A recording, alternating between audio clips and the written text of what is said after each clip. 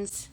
Happy Wednesday, and a happy one it is here in southeastern Virginia. I mean, the sun is bright and it's kind of breezy. As you can see, my hair keeps blowing the wrong way. And I'm not sure what the temperature is, but it is not miserable out here at all. So we are just having a great day here in Virginia, and I hope the same is for you. So have some few things to share with you today. And then if you've never joined us here, the way this works, it's called Ask a Flower Farmer. And if you would like for me to try to answer your question, just post your question. And if you see that bubble down below with the question mark in it, that's where you need to post your question, because that way I won't miss your question by having to scroll through everybody's names, right? So just post them down there, and I see we've already got some building up down there. So let's just do a little chit-chatting while we get questions going down there. So first out of the gate, this is really an exciting day for us. So we are, be moving our warehouse, the fulfillment center, probably in, I'm going to guess, 2 months. We're moving across the street. We have a warehouse right across the street from our existing fulfillment center that's having some work done, and then we're moving. But, part of that problem is the farm where I am today is 4 miles away from the fulfillment center. Well, we have been so busting at the seams for the last year, actually, that many of the bulk pallet products are here on the farm. It's a real pain in the neck, to be really honest. We have to truck pallets back and forth, and Rhonda, who's our warehouse manager, has a terrible time trying to keep up how much we have. Anyway, this past Friday, our big pallet racks got installed in the new building. We still have a lot of work to be done over there, but we now have space for at least 40 or 45, I think, pallets. So we can take the pallets that have been cobbing up our big building here. I mean, major interference with our big live show we do here on Fridays. So we're super excited about moving those. That's what Suzanne and I are going to spend the afternoon doing. 2 trucks. I have fork for my tractor, so we can forklift here on the farm, and we have a forklift at the other end. Anyway, it's the little things, y'all, in life that just make things so easy.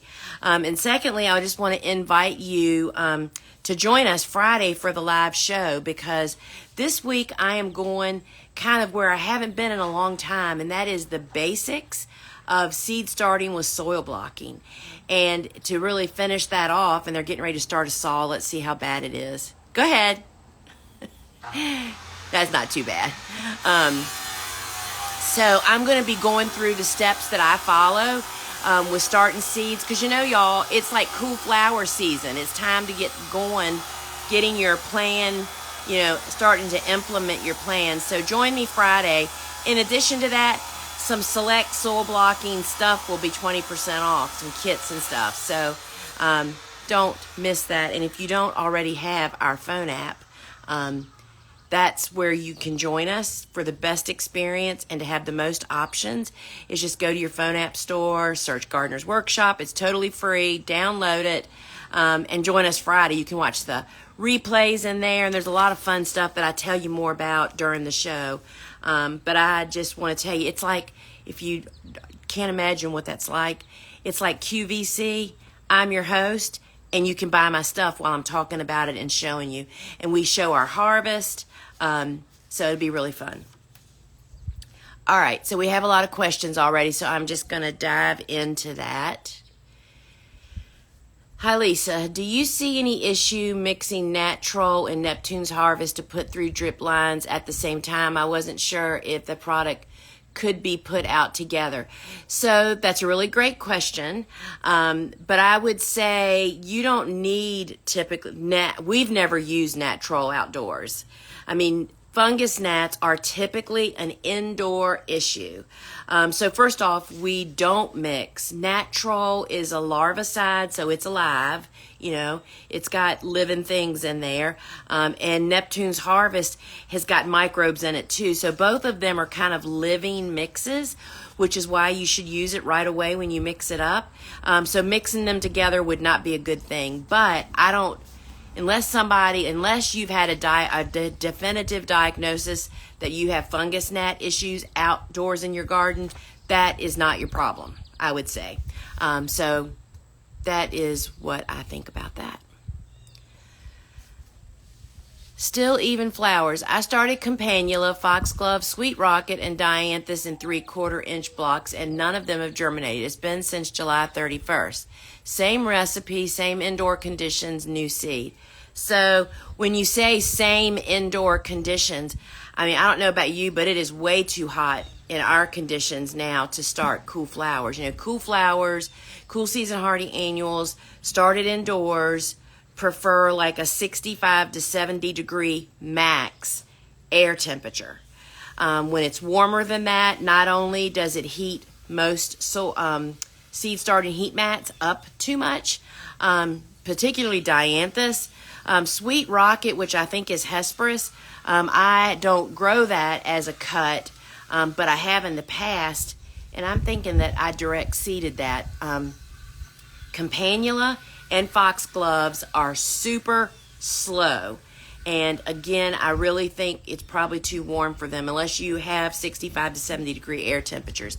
So campanula can take 30 days to actually germinate, I think, or is it maybe 20? I'd have to look it up. They are tough, and they are kind of demanding with what their conditions are to actually be started.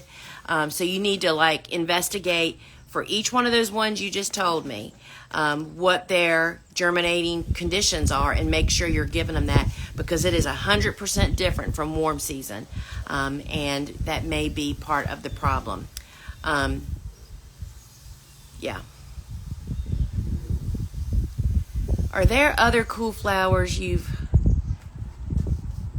So this is Crane Acres Flower Farm. Are there other cool flowers you've learned about since your book was published? Oh, yeah. And the way that you can learn what those are is just simply go to our website, thegardenersworkshop.com, go to the shop, go to seeds, and under seeds there's a category called cool season. Those are all the cool flowers that I basically grow. And there's many in there that were not in the book that we've, you know, it's not that they're new, they're just new to me knowing that they're actually a cool season hardy annual. So you'll find them all in there. And of course, my new book that comes out in February, and you can actually get on the wait list for that in the phone app or on our big website store. And you want to get on the wait list because we'll be sending out some fun stuff to folks that are on my list. And you know, when you purchase your book through us, book doesn't come out till February of 2024, right? Then we're given extra resources, things that's in addition to the book. So that'd be really fun. But in that book, there's actually, I think it's 41 cool flowers are in there. And then there's also warm flowers, but there's additional cool flowers in there also. So Connie asks, when planting transplants for the fall to overwinter, do you plant closer than normal and then thin in the spring? So Connie, that's a great question. When I'm planting transplants, I plant them like I normally do. I mean, you're not counting that any of them are going to croak, right? If you plant them at the proper time, the proper size, and they're winter hardy in your winter hardiness zone, you should have them all still be there in March when you actually go out to start gardening, right? So for transplants, same recommended actual spacing as we talk about all the time. Direct seeding is the only thing that, to get a good stand of plants when you direct sow, you have to oversow. You have to plant more than you know that you're keeping.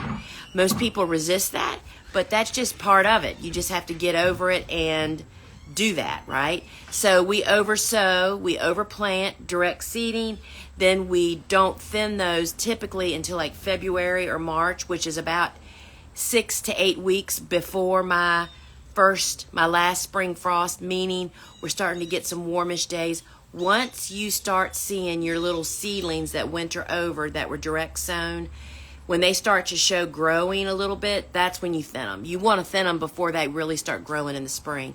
But I want them to go through winter and make sure they're all going to make it before I start thinning. Hope that makes sense. Hi, Lisa. Are Rudbeckia a cool flower or a heat lover? So, Barbara, you really should, if you haven't already, either go back and check your book or get the book, and you need to visit my website to figure out who are the members of the cool season hardy annual family. Rudbeckias are, there's a couple of different types of there's many different varieties of Rudbeckia. There's a couple of them that are true perennials, of which I do not grow those. Those are not classically good cut flowers, or not that we use for cut flowers. The rest of them are cool season hardy annuals. They're actually winter hardy to like zone 5, which is north, you know. So my book, Cool Flowers, will tell you more about that, the whole concept, and then some tips even on how to kind of figure out what a flower is, what those tips to look for that might tip you off. And also on our website, thegardenersworkshop.com, under resources where my blog is, if you go to the resources and go to the blog, there's a category, Cool Flowers. And the very first post there in Cool Flowers is all these resources corralled in one place about cool season hardy annuals. And I would definitely recommend, it's called the Cool Season Flower Chronicles. And I would recommend you go there and just start rooting around. Now is the time to figure all this mess out, especially if you live north. I mean, you're already at time to be starting stuff, right? So if you're in Miami, it's tough because you don't really have cold weather, right? But what I will tell you as a general, I talk about this in the new book, perhaps you have the most potential, but you have the hardest time really figuring out when you actually plant. What you want to do is to plant transplants typically right about 6 weeks, 4 to 6 weeks before your coolest time is. And I know you probably I know you don't frost in Miami, right? So you're just gonna have to figure it out and do some experimenting. It's tough when you live that deep, that far south. Pocket full of posies. I planted Cosmos zinnias in 3/4 inch blocks on July 4th. I hardened for 10 days. Can I just plant outside straight into the ground? So, I mean, that's what we do. I mean, we start seeds, the lion's share of our seeds in the 3/4 inch block. We grow them to 2 to 3 inches. Then we move them outdoors. And then they harden off for about 10 days. And in our hardening off area, which I'm kind of standing on the edge of it here, there's, as you can see, there's wind. My hair's getting blown. And they get intense morning and intense afternoon sun, but they're protected because I'm standing under a carport from rain and direct sunlight. And then, so if it's still warm where you are, because I don't know how for you, but I mean, we can famously have some 98-degree afternoons. That's obviously something that you're going to pay attention to. Sometimes at this time of the year, depending on your growing conditions, sometimes it's better, if you can, to plant in the late afternoon, early evening, so that they can recover all night and then face the day tomorrow. But just be sure, you should pay extra attention to watering. If you're you would never plant into black landscape cloth, which we don't use at all on our planting beds, but black Bio 360, any black surface, because that raises the surface temperature over 20 degrees. It will toast your seedlings in 3 to 4 hours. There's nothing you can do to save them. So we use the white side up on Bio 360 this time of the year to plant seedlings that have been hardened off, as I described, or we're planting into mulch, so that the heat is not intensified by what's on the surface of your bed, if that makes sense. And of course, pay close attention to watering. We tend to not do much irrigating here. Bobo gives a good, deep, thorough watering when she plants, and then only if it's really hot and we don't have any rain intervention do we irrigate, feel the need to help those babies along. since Campanula is daylight sensitive, do you make any adjustments to your grow lights in terms of hours on and off at seedling stage? I do not. So first off, I no longer start. Campanula is in the same category as lisianthus plugs. Yes, I started them for several years. They're a struggle. Campanula, lisianthus, trachelium, just thinking with delphiniums, which we grow as a hardy annual. Those are all difficult seeds to start. I mean, if you are a new seed starter, they're definitely a struggle. But we started our Campanula seeds early in, like they would be getting started, one of our first cool season hardy annual seed starting time. And then they get planted out in the fall, and then they're planted into shorter days. They go through the shorter days of winter, and then as the day starts along, I mean, we grow Campanula that's 48 inches tall, right? That's the, and again, another issue that some people make, you didn't mention what variety. Champion is the only variety that we grow because it goes from seed to bloom without vernalization. That's cold period. It's not a true biennial. It's a true cool season hardy annual. So no, we do not adjust our lights. Our lights are on 16 hours a day and have not found for that to be an issue. But we are also really quick once our seedlings get germinated and get growing, because we want those cooler temperatures. I'm quick to move them outdoors here on the carport, so they're naturally getting shorter days there too. So they don't grow inside very long is what I guess I'm getting at. Do you have resources for starting summer annuals from seed to sell in small pots? I do not. I mean, Flower Farming School is all about seed starting, but we are not plant sellers. We are, cut flower growers. So that is definitely a specialty all into itself. Because people think it's really, really simple, but not really. Because you need to have good, stocky, healthy plants for people to be willing to really pay you money for them. So you have to really have some seedling care under your belt before you start selling them. We see people try it. We used to see people at the farmer's market bring some of the rangiest looking plants and wonder why nobody wanted to buy them. So they're a lot of work. Actually, for us, it's highly more profitable to grow and sell cut flowers after you learn how to do that. So, but there's definitely, people are eager and hungry. Plants are definitely, people buy them. You just have to know what you're doing, and I'm sorry, I cannot help you in that department. Betsy, tips and secrets for starting snaps. They're struggling in 6A zone. They are under lights after being started and placed on cookie cooling racks. They are in my cellar. So when you say they're struggling, I guess that means you've already germinated them. Cool temperatures.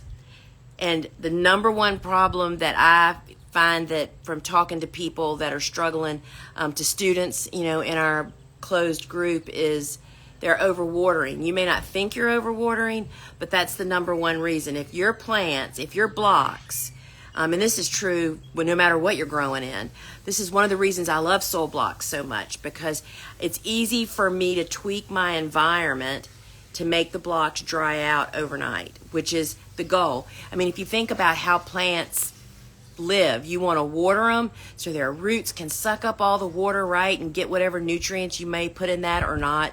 And then they ride on that wave of that water, and you want the soil to dry out as their roots are sucking it up, because they need as much oxygen as they do water.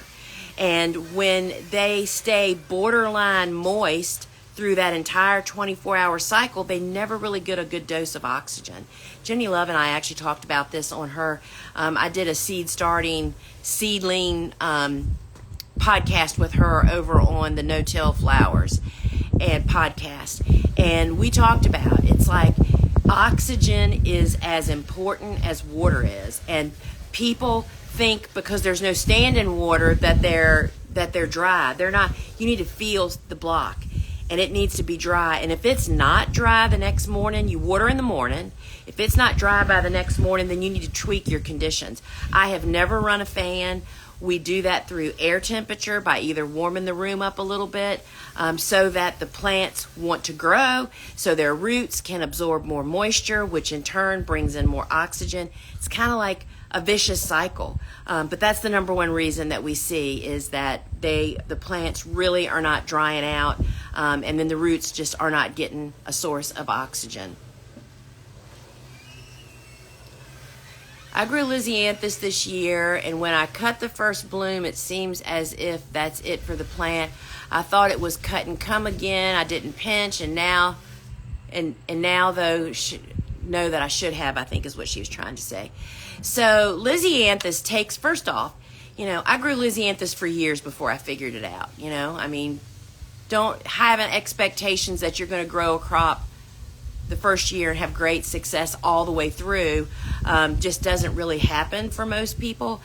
So first off, we don't cut it when the first bloom opens. It's, we wait until more blooms are open, and I follow the 50% pinch of my rule for pinching on it, and it will regrow stems after it's been cut if they're tended to, watered, fed, and kept weed free, and that is a challenge with lisianthus.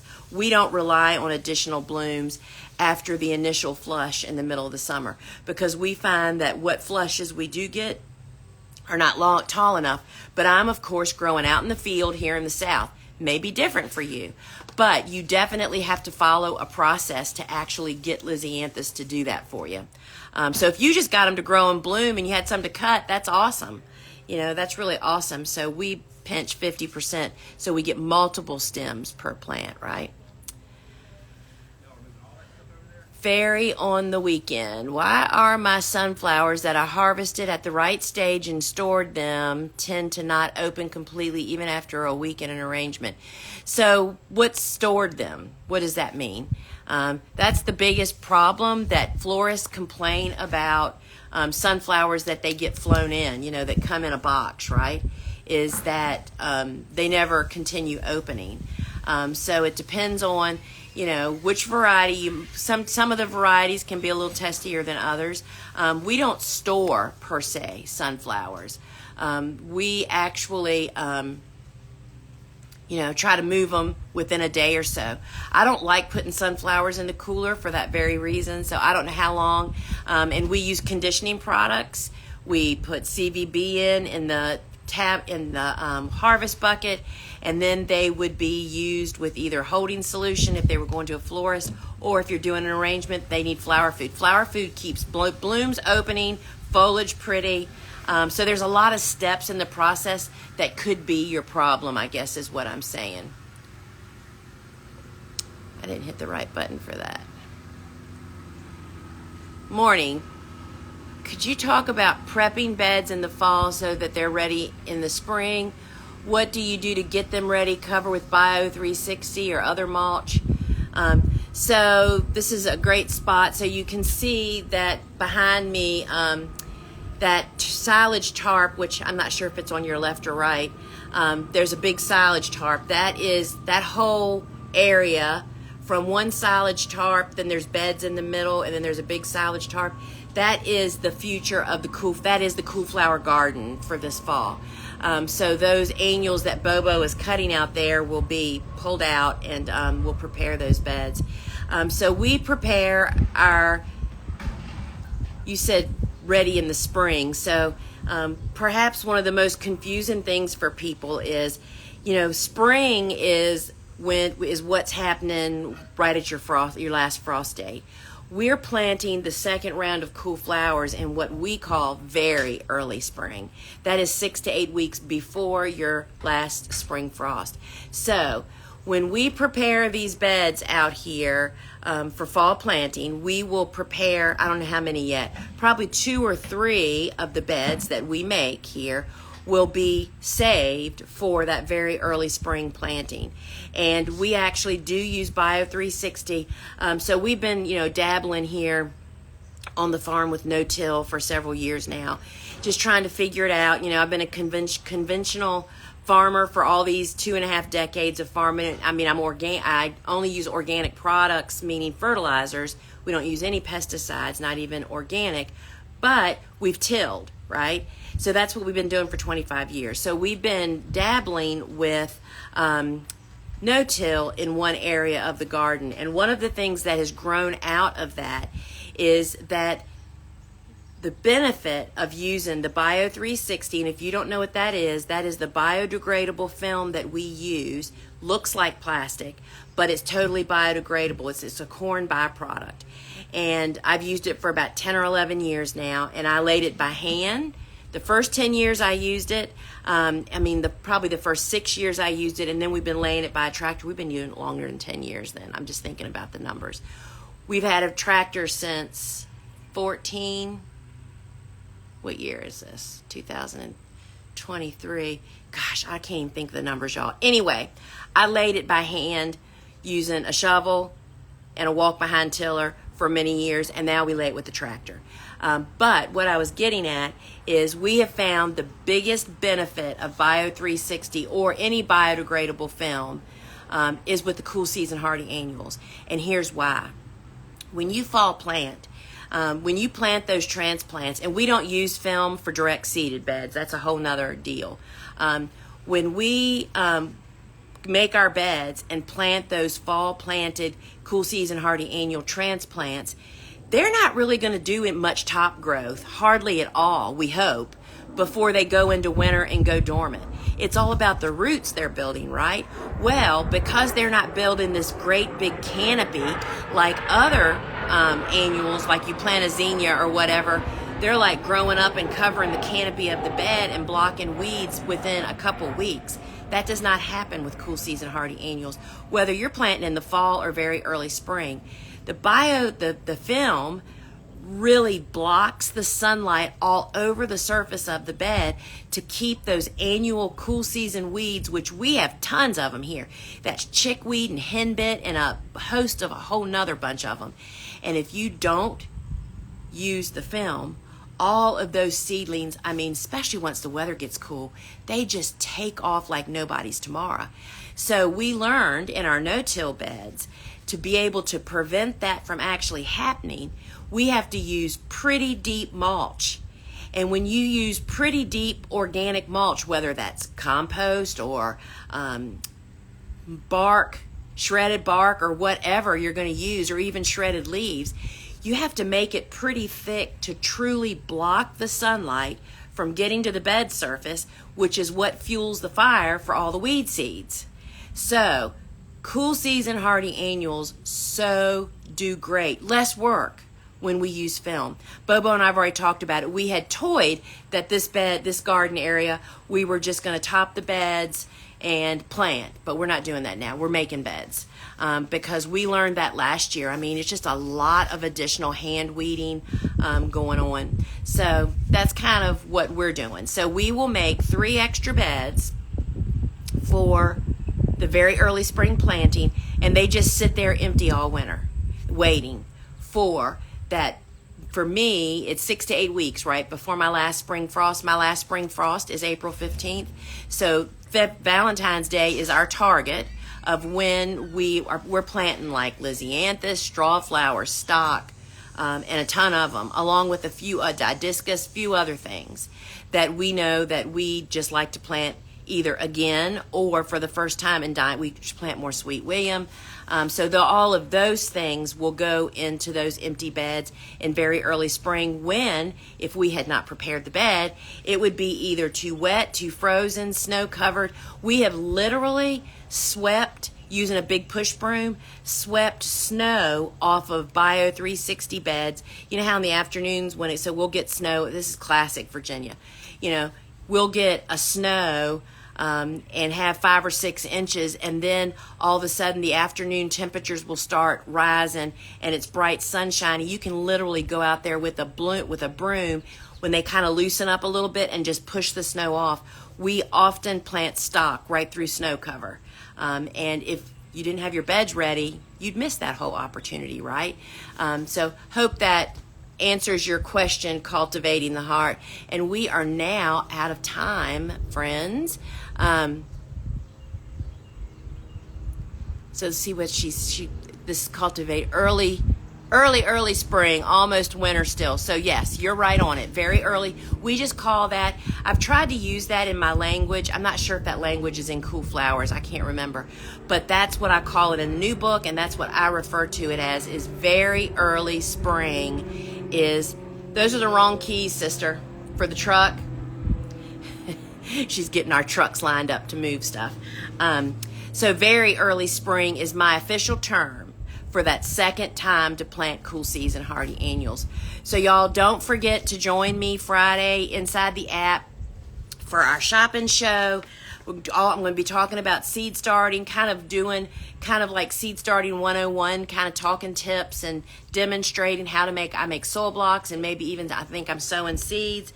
And we will have a special Friday through Sunday on a few select soil blocking products, selected items. And, friends, now is the time. Where are you planting cool flowers? Which way does that cool flower want to be started? Transplants or direct sown? You don't decide that. We do it based on how the seed prefers to be started, right? And then get all your mess together. Do you have what you need to soil block or to start your seeds? Do you have row cover? That's the one thing, particularly being a retailer now, when probably about 2 months from now, when cold weather is happening in some places, we get these emergency orders, and then we get emergency messages. Oh my gosh, I've planted, X, Y, and Z everywhere, and now we have this polar blast coming, and I need row cover. Friends, that's part of being prepared. That's perhaps one of my strongest traits, is that, I prepare for the worst and pray for the best. And so if you plant 12 beds of cool flowers, you need to have 12 beds worth of row cover. And that's kind of how we roll around here. So friends, thanks so much for joining me. Hope to see you Friday inside the app, and then of course Saturday, seed starting Saturday. And so I'm going to go become a trucker this afternoon, and can't wait to share all that with you guys. And remember, you can get on the wait list for my book at both spots, our app and on our big website. We have a lot of fun stuff worked out for you. So hope to see you again, and thanks so much for joining me here, and thank you for submitting your questions. Till we meet again, friends. Ciao.